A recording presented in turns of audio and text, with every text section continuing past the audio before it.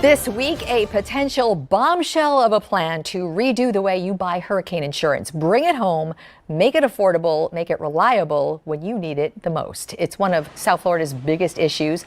Lawmakers know it. Recent reforms have not yet made premiums more affordable, though they say give it time that some may not have. This week, two lawmakers made public a plan that changes almost everything about the windstorm insurance market here. At the same time, we're trying something new here. We want to hear from you in real time about what you think.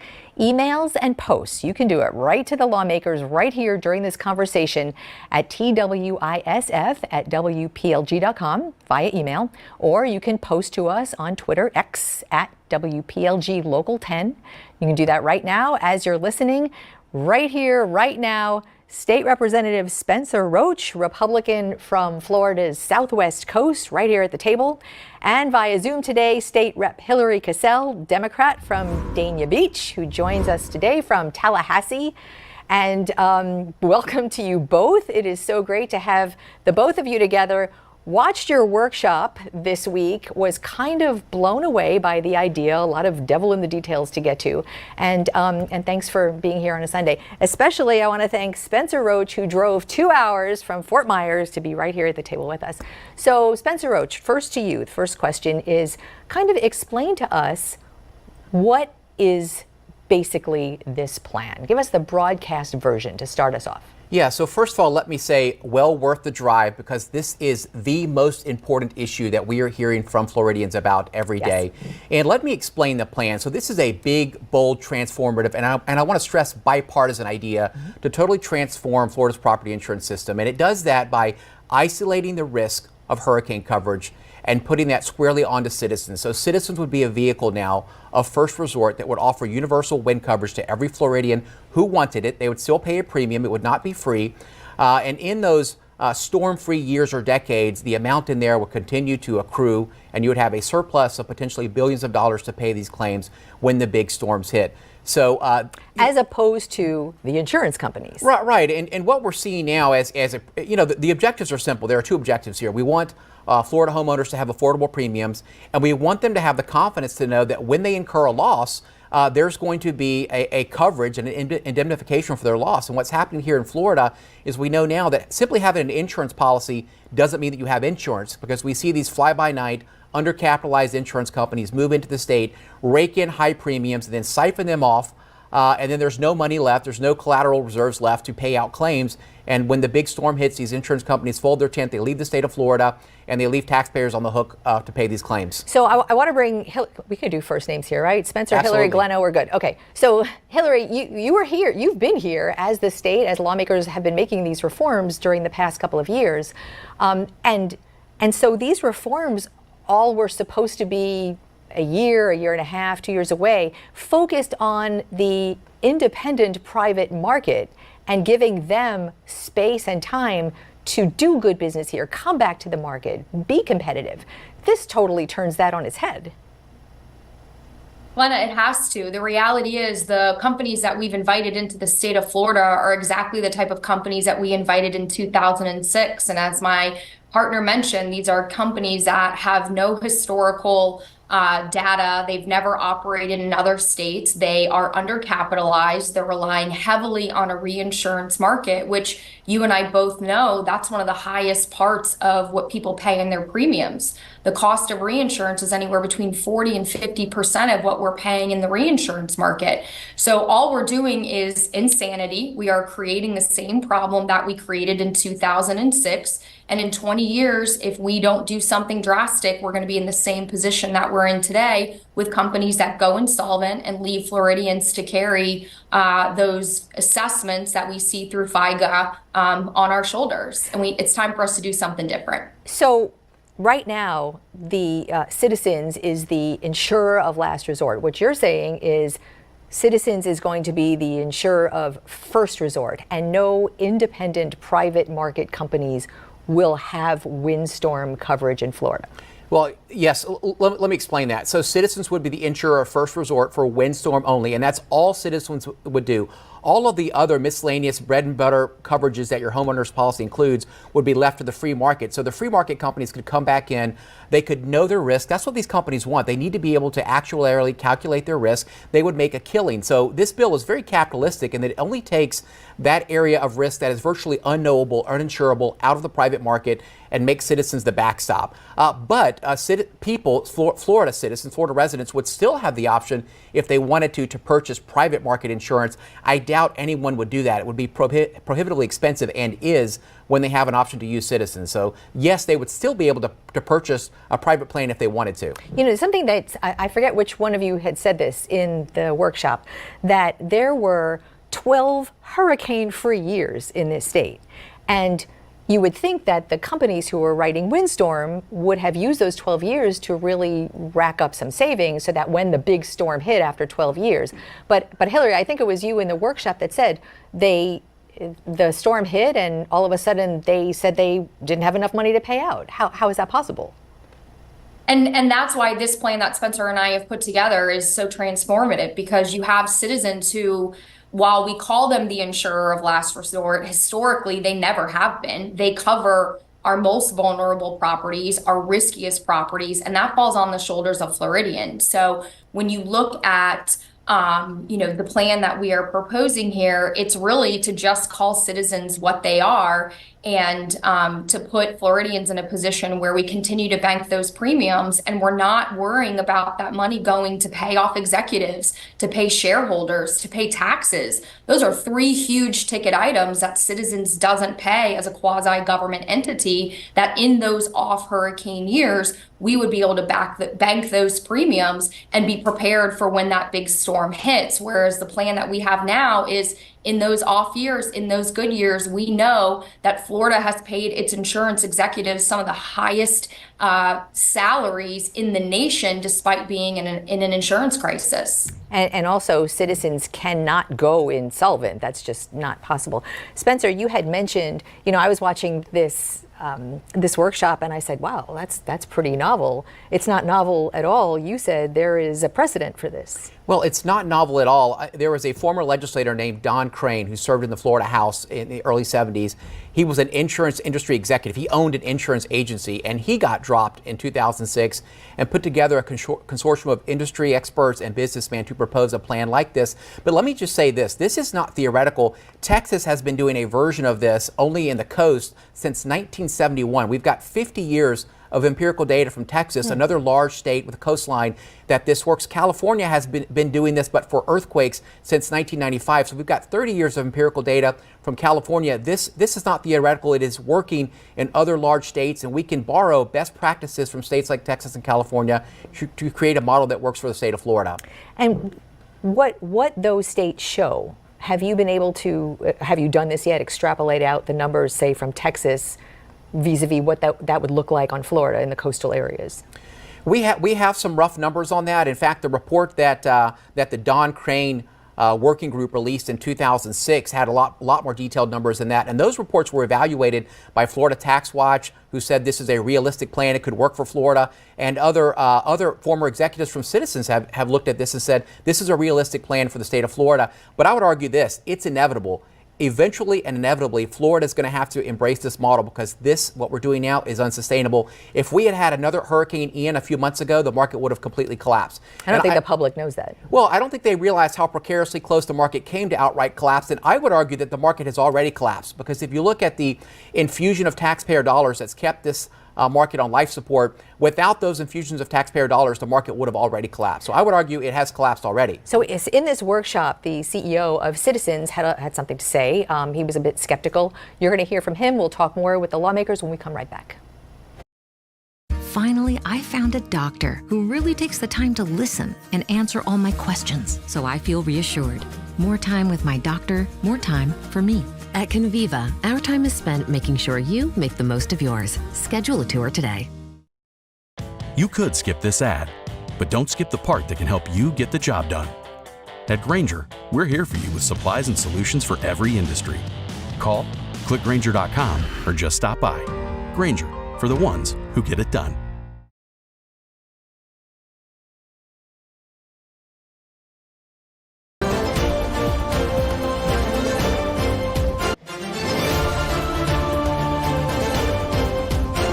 We are back with State Representatives Spencer Roach, Republican from Fort Myers, and State Rep Hillary Cassell, Democrat from Dania Beach. We are talking about a really interesting idea to redo windstorm insurance. First, I want to mention that the CEO of Citizens, Tom Serio, in the workshop we've been talking about, expressed a lot of concerns, and I want to let everybody hear a little bit about what he said. This is a very different change in direction. It would fundamentally change the mission of Citizens. And although they haven't taken a position, I would say we've been focusing as the market has recovered.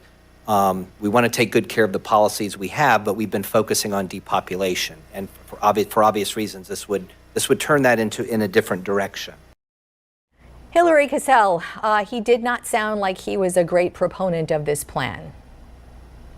And I don't think he's supposed to be. His mission as the, main executive for Citizens, he's been directed by the legislature to depopulate it. So to present something that changes that, as he says, and really puts them in a different position, I don't think that's where he operates from. He operates from the space of our job as the Citizens executive is to depopulate these policies and allow the private marketplace to carry the rest. But one of the things that we didn't hear him mention is the fact that the private marketplace doesn't necessarily rebound and take those big high risk properties or those most vulnerable properties off Citizens' books. And I think that's what we need to think about. And with our plan, we spread that risk statewide. Right now, the way that it works is Citizens, we allow these companies to come in. They cherry pick the best properties so they have the least amount of risk while we still carry all the risk. So if we're going to carry all the risk, let's spread that out across the state. And that way and bank those premiums and not worrying about paying out executives and be ready for that big storm when it hits. So one of the things that he had talked about, that Spencer Roach, was saying that the premium rates would have to double to be actuarially sound. Does that sound right to you? Well, look, I think that Citizens should be charging actuarially sound rates. But here's the essence of what the CEO of Citizens is missing. He's looking at the market right now as it is instead of what it would be under this plan. So you would essentially be bringing in anywhere from 8 to 10 million more homeowners into the insurance risk pool. That's how insurance works. It would reduce premiums for everyone else. And then it would ensure everyone has windstorm coverage. But also, he's not looking at the greatly reduced reinsurance that would no longer be necessary under this plan. And I'll tell you this, we have some data. If Hillary and I's plan had been the law 10 years ago, we would have about 82 billion, that's billion with a B, in collateral reserves to pay out claims. And the problem with what's happening with the private insurance market now is that the premiums, the profits are getting siphoned off to either executive pay or they're getting transferred to another corporate entity, some kind of management company that's impossible to claw back. Under this plan, no one would be making a profit, right? These reserves, these premiums in the non-storm years would continue to grow and grow and grow. And look, when the big storms come, if we're going to bail out anyone, I'd rather bail out Florida homeowners and taxpayers than bail out insurance companies like we've been doing for the last 70 years. So one of the other things, Hillary, that Tom Serio had brought up is assessments, because right now Floridians with any kind of insurance are open to any kind of assessments if need be. His point was assessments might increase exponentially.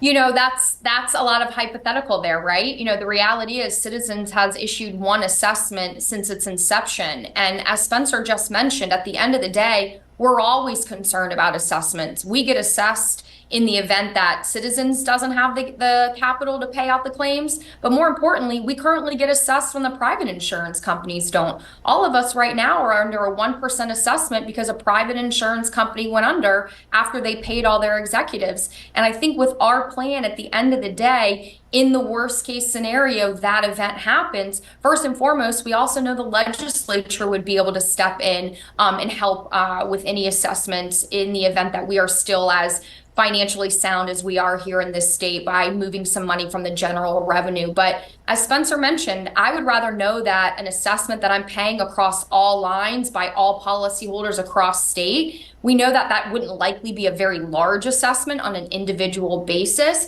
And I would rather know my money's going to bail out my neighbor than bail out an insurance company executive. Have you all gotten any response from your colleagues? Your colleagues who are working pretty hard on reforming this somehow? Well, we have, and I think if you were to pull up this bill and look at the sheer number of both Democrat and Republican co-sponsor requests that we've gotten on this bill. We've got a fairly large number of folks on both sides of the aisle that have co-sponsored this and are excited about this idea. No Senate sponsor yet, though, right? You know what? We could not find a single senator to actually file the bill in the Florida Senate, but we're going to continue to work through that. I mean, sometimes these ideas take years to get enacted. But again, look, Texas has been doing this for 50 years, California for 30 years. We've seen this idea work in practice in other states. Florida cannot afford to have another big storm like Ian and have the market completely collapse. This is an idea whose time has come. So next up, we're trying something new today. So we're going to take a quick break, and then we want to take your questions and comments on this new plan to redo hurricane insurance. Still time to get them in. Here are the addresses again. Our email, twisf@wplg.com, or if you like X Twitter, please do at WPLG Local 10, and we will do that when we come right back.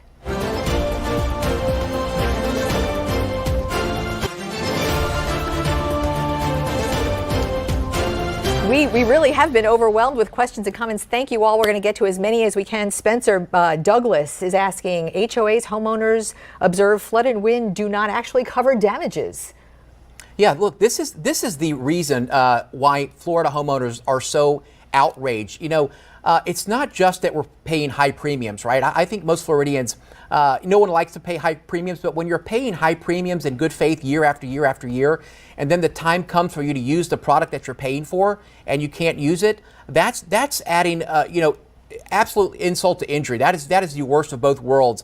And, in my case in particular, I would have had more money had I never even had insurance and just put those premiums in the bank because my insurance company folded their tent, went bankrupt, and left the state. So this covers that. Yeah, and that's happened for many, many, many Floridians who are left holding the bag, left high and dry, literally and figuratively. But what would happen here is it would work a lot like the National Flood Insurance Program. And because it's a public-private partnership, the incentive to make a profit is not there. These people would get paid out. That would be the first priority of citizens at this point, is to pay out those claims when the loss was incurred, which is not the priority of the private market. It's deny, delay. Yeah. And people get so desperate that they accept pennies on the dollars for their claim. Interesting questions from Andy. Hillary, if the state isolates windstorm to citizens as a universal carrier, what is to prevent insurance companies from hiking the cost of the rest of the insurance premiums, including auto? Well, listen, they still have to prove their rights. They still have to prove those rates are reasonable, and they have to get approved by OIR to do business in the state of Florida. So if they still want to do business in the state of Florida and remove the biggest risk that they face, which is insuring for the unknown, that hurricane, then they wouldn't be able to operate in this state. But we know how insurance companies work. They like to make money, and there's still an option available for them to make money, to be profitable, and to actually take care of Floridians with regards to the other types of claims that are offered. Well, Glenna, let me just add here too. Yeah. Hillary is really onto something when she talks about making money. What would prevent them from doing that simply is competition. If our plan were in place, you would have a flood of private market insurers coming back into the state because they can write generic bread and butter policies like they could in any non-natural disaster state. They would make a killing, and they would never ever have to insure against the unknowable, incalculable risk of a hurricane. The private market would kill it here. Which is what they're trying to do right now in the first place. Okay, so Dan, viewer Dan, what happens to those of us who live in older homes that cannot be updated easily? Yeah, look, that's why our plan works perfectly for you, Dan. At the end of the day, more likely than not, you're already insured by Citizens. So we would just be making sure that those properties that aren't as risky, we spread that risk. Citizens have the ability to insure those properties that aren't on the coastline or aren't in a position to be updated, and you would still have insurance. Okay, Mark, I'm trying to get in as many of these as we can. I sure do appreciate that our viewers are really on top of things. Mark says, great program. Thank you, Mark. Can the state increase the number of insurance investigators to root out fraudulent insurance claims? That's fraud is one of the things that the current reforms are trying to attack also. A good question. Look, I think the legislature has really done a good job in this area. I mean, we've gone to great lengths, both with the assignment of benefits and some tort reform proposals the last few years to sort of ferret out these fraudulent claims. I think we've done enough on that with the legislature. That will always be a problem, but I think we've gone to great lengths to try to root that out.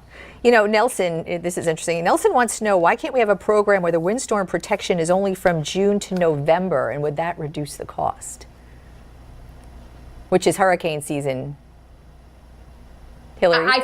I think the reality is when we're looking at that windstorm coverage, it doesn't necessarily just cover those named windstorm events. You know, good we had a point. storm in Tallahassee in January that, you know, caused extensive amount of damage, and although not a named wind event, would technically qualify under wind coverage. I also think if you're only insuring for a shortened period of time, obviously you're going to probably have you're going to pay more for a shortened period of time versus spreading it out. So great idea. I love that. What I love about this idea is I think we've been so focused for so long in Tallahassee on there's one problem with one solution, and that was litigation reforms.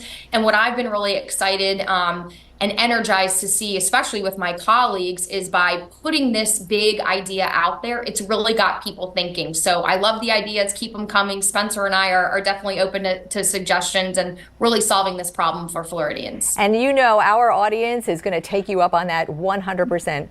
Hillary Cassell, Spencer Roach, it is so great to have you here. I know you'll both be back. Maybe you'll even drive for us again. and we will keep on top of this and see it through. And this likely won't happen, I should say, this year because there is no Senate sponsor. But this is just fresh into the public, and it'll be really interesting to see